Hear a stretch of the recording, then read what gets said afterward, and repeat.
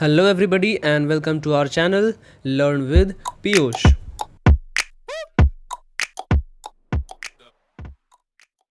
तो आज हम कंटिन्यू करने वाले हैं इंडिगो चैप्टर का पार्ट 2। पार्ट 1 में हमने पढ़ा था, लास्ट जो हमने पढ़ा था वो पढ़ा था कि एक शेयर क्रॉपिंग अरेंजमेंट जो है वो ब्रिटिशर्स के द्वारा इशू किया गया था, जिसके अकॉर्डिंग क्या था कि आप नील की खेती करने के बजाय ब्रिटिशर्स को पैसे दो, वो भी कुछ ज़्यादा ही पैसे थे, लाइक आप मोटी रकम कह सकते हो। एक मोटी रकम ब्रिटिशर्स ने नील की खेती ना करने के बदले देने को कहा था। ठीक है, वो क्यों कहा था? क्योंकि जो इंडिगो ब्रिटिशर्स यहाँ पे क्यों उगवाते थे पीजेंट्स के थ्रू, क्योंकि वो इंडिगो जो है वो एक्सपोर्ट करके वो जर्मनी भेजते थे। फिर जब उन्हें पता चला कि जर्मनी ने तो खुद ही एक लाइक केमिकल का यूज़ करके खुद का ही इंडिगो बनाना स्टार्ट कर दिया है, तो अब एक्सपोर्ट करना तो बंद होगा।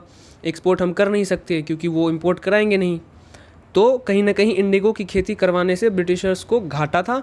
तो उन्होंने क्या किया, एक बुद्धि लगाई और उन्होंने क्या किया कि इंडिगो खेती के बदले उन्होंने पीजेंट से, किसानों से मोटी रकम मांगनी शुरू कर दी। ठीक है, एक अग्रीमेंट बेसिकली इशू किया गया था।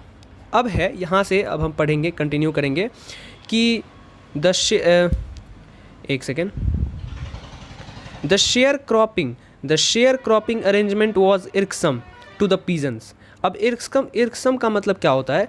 इर्कसम का मतलब होता है कि कोई ऐसी चीज़ जो परेशान करने वाली हो या फिर जो दुखी करने वाली हो, लाइक जिस चीज़ से आप दुखी हो जाते हो। तो ये जो शेयर क्रॉपिंग अरेंजमेंट था वो क्या था, कुछ पीजेंट्स के लिए या फिर कह लो आप सारे पीजेंट्स के लिए, सारे के लिए ही बहुत ही एक परेशानी का एक मुद्दा बन गया था। अब उसके आगे क्या है कि एंड मेनी साइंड विलिंगली, बहुतों ने अपनी इच्छा से साइन कर भी दिया उस पर। ठीक है, दोज हु रजिस्टर्ड, और जिन लोगों ने उसको रजिस्टर किया, लाइक उसके अगेंस्ट उन्होंने आवाज़ उठाई। आवाज़ कैसी उठाई? उन्होंने लॉयर हायर किए, ठीक है, कि हम इस एग्रीमेंट से अग्री नहीं करते हैं।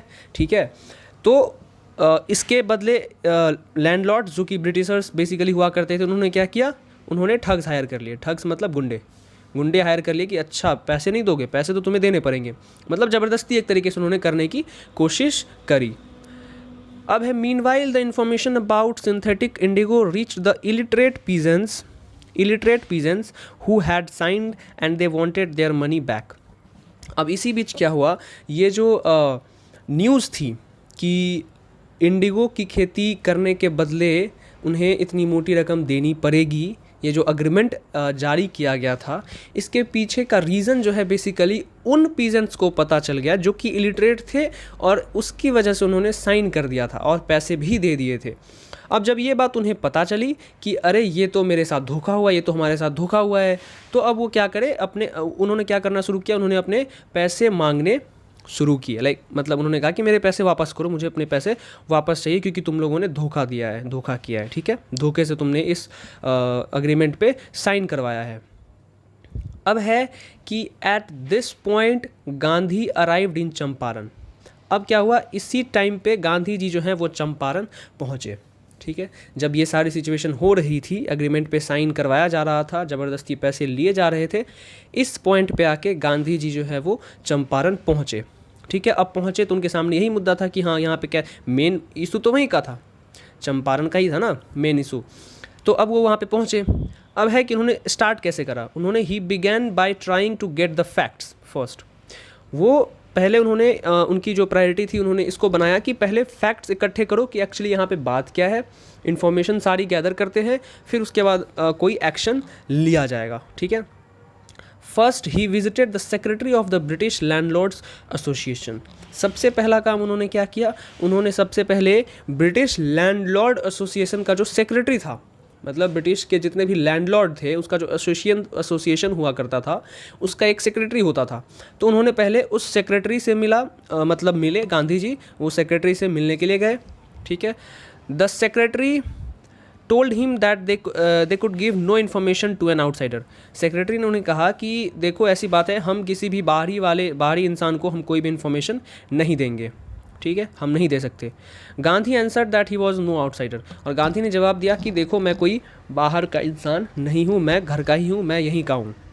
ठीक है, अब है कि next Gandhi call the British official commissioner of the Tirhut division, wait a minute.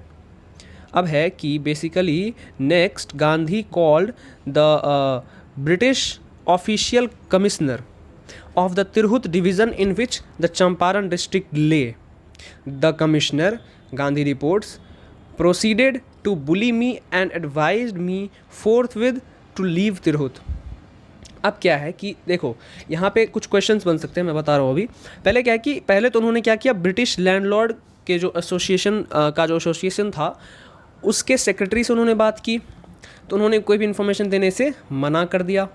दूसरा उन्होंने क्या किया, उन्होंने ब्रिटिश के ऑफिशियल कमिश्नर, ठीक है, जो कि तिरहुत डिवीज़न के ऑफिशियल कमिश्नर थे, जो कि चंपारण में लाई करता था, उन्होंने उनसे मुलाकात की। और उनसे मुलाकात करने पे गांधी ने बताया कि जब मैं उनसे मिलने गया तो उन्होंने गांधी को बुली किया, लाइक उन्होंने गांधी जी को धमकाया। गांधी जी कह रहे हैं कि उन्होंने मुझे धमकाया और उन्होंने मुझे एडवाइज़ किया कि देखो तुम अभी के अभी फोर्थ मतलब तुरंत तुम ये तिरहुत छोड़ के चले जाओ, ठीक है। उन्होंने एक तरीके से धमकाया उनको कि यहाँ से चले जाओ, यहाँ पे रुकने की कोई ज़रूरत नहीं है। अब है Gandhi did not leave, Gandhi वहाँ से नहीं गए, ठीक है। Instead he proceeded to Motihari the capital of Champaran, बल्कि वो वहाँ से जाने के बजाय उन्होंने क्या किया, मोतिहारी की ओर बढ़ गए, जो कि चंपारण का क्या है, कैपिटल है। सेवरल लॉयर्स एकम्पेन्ड हिम, बहुत सारे लॉयर्स भी उनके साथ गए, ठीक है, बहुत सारे लॉयर्स भी उनके साथ गए। कहाँ गए, मोतिहारी गए। He went to a house and using it as headquarters continued his investigations. वो जब मोतिहारी पहुँचे तो उन्होंने एक घर में अपना रहने का ठिकाना बनाया और फिर उसी घर को एज अ हेडक्वार्टर यूज़ करते हुए उन्होंने अपनी जांच पड़ताल शुरू कर दी, ठीक है। तब क्या है कि a report came in that a peasant had been maltreated in a nearby village. अब इसी बीच एक रिपोर्ट आती है कि एक किसान है, उसके साथ कहीं ना कहीं दुर्व्यवहार किया गया है पास के ही गांव में। Gandhi decided to go and see. The next morning he started out on the back of an elephant. उसके बाद क्या हुआ कि गांधी ने डिसाइड किया कि वो खुद जाएंगे और उस सिचुएशन, उस घटना को देखेंगे और उसके बारे में कुछ सोचेंगे, लाइक कुछ डिसीजन लेंगे, ठीक है। तो अगली सुबह वो क्या हुए, गांधी जी ने अगली सुबह हाथी की पीठ पे चढ़ के, मतलब हाथी से वो उस गांव की ओर प्रोसीड कर गए, उस गांव की ओर बढ़े, ठीक है। He had not proceeded far, वो ज़्यादा दूर नहीं गए थे। When the police superintendent's messenger overtook him and ordered him to return to the town. वो ज़्यादा दूर गए नहीं थे कि एक पुलिस अधिकारी जो है, पुलिस अधीक्षक बेसिकली कहते हैं सुपरिंटेंडेंट्स को। पुलिस बेसिकली आप ये समझो कि पुलिस अधिकारी का एक मैसेंजर, एक संदेशवाहक आया और उन्होंने क्या कहा कि ओवरटुक हिम, मतलब उनके आगे आया और कहा कि देखो आपको ये ऑर्डर दिया जाता है कि आप यहाँ से अभी टाउन के लिए वापस लौट जाएं, ठीक है, इन हिज कैरेज, उसके गाड़ी में, ठीक है। ये गांधी जी को ऑर्डर दिया गया। अब है गांधी कंप्लाइड, गांधी क्या हुए, अग्री हो गए। कंप्लाइड मतलब अग्री कर देना। The messenger drove Gandhi home where he served him with an official notice to quit Champaran immediately. अब क्या हुआ, उस संदेशवाहक ने गांधी को अपनी गाड़ी में बिठाकर गांधी को उसके घर तक वापस ले गया और वहाँ पे जाके गांधी को एक नोटिस उसने दिया जिसके अंदर लिखा हुआ था, एक बेसिकली ऑफिशियल नोटिस थी वो, जिसके अंदर गांधी जी को ये प्रॉपर ऑर्डर दिया गया था कि वो चंपारण तुरंत छोड़कर चले जाए, ठीक है। Gandhi signed a receipt for the notice and wrote on it that he would disobey the order. इसके बदले में गांधी ने क्या किया कि एक रिसिट लिखा, उस पर रिसिट लिखा उस नोटिस के बदले और उस पर साइन की, खुद की साइन करी उन्होंने, और उसमें लिखा हुआ था कि वो मतलब सॉरी नहीं है, बेसिकली उन्होंने कहा कि वो इस आदेश की अवहेलना करेंगे, वो इस आदेश को नहीं मानेंगे, मतलब वो यहाँ से नहीं जाएंगे, ठीक है। अब है in consequence Gandhi received a summons to appear in the court next day, in court the next day. अब चूंकि इन्होंने ऐसा लिख के भेजा तो अगले ही दिन उसके रिप्लाई में क्या आया, मतलब उसी दिन उस रिप्लाई में गांधी जी को ये मिला कि देखो आपको जो है कोर्ट से बुलावा आया है, आपको अगले दिन कोर्ट में हाजिर होना है, पेश होना है, ठीक है। All night Gandhi remained awake, Gandhi ji पूरी रात जागे रहे, वो सो नहीं पाए। He telegraphed Rajendra Prasad to come from Bihar with doctor Rajendra Prasad to come from Bihar with influential friends, ठीक है। उन्होंने क्या किया, उन्होंने राजेंद्र प्रसाद को टेलीग्राफ लिखा, ठीक है, उन्होंने तार लिखा बेसिकली, और बताया कि आपको बिहार से आना है all the way with your influential friends, मतलब जो कि इन्फ्लुएंस करने में माहिर होते हैं। He sent instructions to the ashrams, उन्होंने आश्रम को भी कुछ निर्देश भेजे।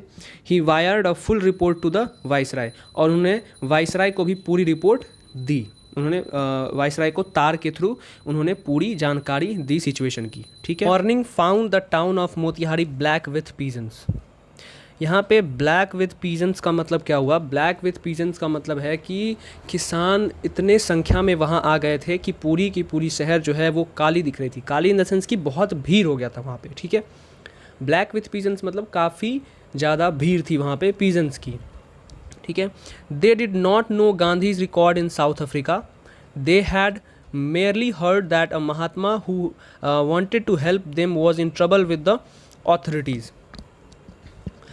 वो जो जितने भी पीजेंट्स थे उनको महात्मा गांधी के साउथ अफ्रीका के रिकॉर्ड के बारे में उतना नहीं पता था कि वो लॉयर हैं, प्रोफेशनली लॉयर थे, या उनके बैकग्राउंड हिस्ट्री के बारे में ज़्यादा नहीं पता था। उन्होंने गलती से सुना था कि कोई महात्मा है जो कि उनकी मदद करना चाहता है, लेकिन अभी करंटली वो प्रॉब्लम में है अथॉरिटीज़ के कारण, जो भी ऊपर के अधिकारी हैं उनकी वजह से वो प्रॉब्लम में है, तो इसीलिए वो बहुत ज़्यादा संख्या में उनके सपोर्ट में वहाँ पे आए थे। Their spontaneous demonstration in thousands around the courthouse was the beginning of their liberation from fear of the British. ये एक्चुअली मेन लाइन है, मेन लाइन कह सकते हैं कैसे, Their spontaneous demonstration in thousands around the courthouse was the beginning of their liberation from fear of the British. यहाँ पे actually main line है कि Their spontaneous demonstration का मतलब होता है कि अपनी इच्छा से अपनी उपस्थिति दर्ज करवाना, मतलब आप अपनी इच्छा से कहीं पे जाते हो किसी के सपोर्ट में, that is called spontaneous demonstration. तो किसानों का हज़ारों की संख्या में अपनी इच्छा से वहाँ पे आना गांधी जी के सपोर्ट के लिए अराउंड द कोर्ट हाउस के आसपास was the beginning of their liberation from fear of the British. वो एक्चुअली वो एक शुरुआत थी कि अब वो ब्रिटिश से डरेंगे नहीं, या फिर ब्रिटिश के डर से स्वतंत्र होने का वो एक बिगिनिंग था, वो एक शुरुआत था। मतलब मेन कहानी यहाँ से शुरू हो गई थी। महात्मा गांधी कहीं ना कहीं he was successful in putting that brave quality in side the people कि डरना नहीं है एंड डट के मुकाबला करना है। So that was the beginning from there, यहीं से वो इस चीज़ की शुरुआत हुई थी। लोगों के अंदर से धीरे धीरे अब डर ख़त्म हो रहा था ब्रिटिशर्स के लिए। अब है the officials felt powerless without Gandhi's cooperation. अब चूँकि कोर्ट के बाहर इतनी ज़्यादा भीड़ जमा हो गई थी जिसकी वजह से officer were not able to handle that भीड़, बहुत ज़्यादा भीड़ हो गई थी और वो हेल्पलेस हो गए थे, ठीक है।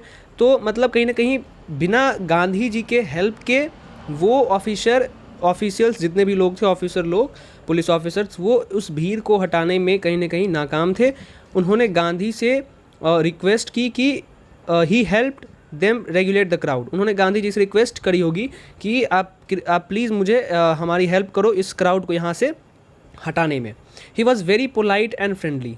ही यहाँ पे किसको रिप्रेजेंट किया जा रहा है? महात्मा गांधी को। महात्मा गांधी बहुत पोलाइट एंड फ्रेंडली थे, जैसा कि हम सबको पता है। He was giving them concrete proof, he was giving them, यहाँ पे कुछ वर्ड्स हैं, please pay attention, concrete proof that there might hitherto dreaded and unquestioned. मैं एक बार दोबारा कर लूँ, यहाँ पे कुछ गंदा सा दिख रहा है ये। हाँ, यहाँ पे है कि he was giving them concrete proof that there might hitherto dreaded and unquestioned could be challenged by Indians. इस तरीके से कहीं ना कहीं इस सारी घटनाओं को ध्यान में रखते हुए महात्मा गांधी डायरेक्टली या इनडायरेक्टली उन लोगों को एक बहुत ठोस सबूत दे रहे थे। कॉन्क्रीट क्या होता है? कॉन्क्रीट होता है बहुत सॉलिड प्रूफ। यहाँ पे कॉन्क्रीट प्रूफ का मतलब है बहुत ठोस सबूत दे रहे थे कि देयर का मतलब क्या है यहाँ पे? ब्रिटिशर्स को यहाँ पे रेफर किया जा रहा है विद द वर्ड देयर, ठीक है, ब्रिटिशर्स को यहाँ पे। तो कहीं ना कहीं वो स्ट्रॉन्ग प्रूफ क्या है? वो स्ट्रॉन्ग प्रूफ ये है कि उनकी जो माइट मतलब होता है शक्ति या बल कह लो। हिथर्टो ड्रेडेड का मतलब होता है कि प्रीवियसली जो उन्होंने एक खौफ फैला रखा था जिस पे कोई अनक्वेश्चन मतलब जिस पे कोई क्वेश्चन नहीं कर सकता था कोई भी इंडियन, अब उसको क्या है, इंडियंस जो हैं वो चैलेंज कर सकते हैं। ये कहीं ना कहीं एक इनडायरेक्ट प्रूफ महात्मा गांधी ने दिया था कि जो भी ब्रिटिशर्स के पहले से प्रीवियस जो भी उन्होंने खौफ फैला रखा था कि इंडियंस को डरना है, वो सप्रेस करके रख रहे थे उनको, जो भी थे जिस पे कोई इंडियन सवाल नहीं उठा सकता था, वो अब कहीं ना कहीं क्या है, अब उसको चैलेंज कर सकते थे इंडियंस। मतलब इंडियंस में अब कहीं ना कहीं इतनी पावर आ गई थी, इतनी स्ट्रेंथ, इतनी हिम्मत आ गई थी कि अब वो उस चीज़ से नहीं डरते। और कुछ दिनों बाद ऐसा होगा कि वो उनको पूरी तरीके से डिनाई कर देंगे, बॉयकॉट कर देंगे, और जैसा कि हुआ भी था। तो ये बेसिकली बिगनिंग है इन सारी चीज़ों का, जो रूट काउज हम कहते हैं, वो अभी हम जान रहे हैं इसके बारे में। अब है the government was baffled. Baffled का मतलब होता है चकरा जाना इन द सेंस कि कंफ्यूज होना, कि कुछ पता ही नहीं है कि क्या करें नहीं करें। उतनी ज़्यादा भीड़ देख के जो गवर्नमेंट थी वो चकरा गई, उसे समझ नहीं आया कि क्या करना चाहिए नहीं करना चाहिए, ठीक है। द प्रोसिक्यूटर रिक्वेस्टेड द जज to postpone the trial. Prosecutor ने रिक्वेस्ट किया किससे? जज से, कि आप ये ट्रायल जो है इसको पोस्टपोन कर दो, स्थगित कर दो। अब यहाँ पे ट्रायल का मतलब क्या होता है कि कोर्ट में जो सुनवाई होती है उसको हम कहते हैं ट्रायल, ठीक है। और प्रोसिक्यूटर कौन होता है? प्रोसिक्यूटर इज़ एन ऑफिशियल जो कि केस लड़ता है अगेंस्ट समवन जिसने लॉ को ब्रेक किया है या उसको डिसओबीडियंस किया है।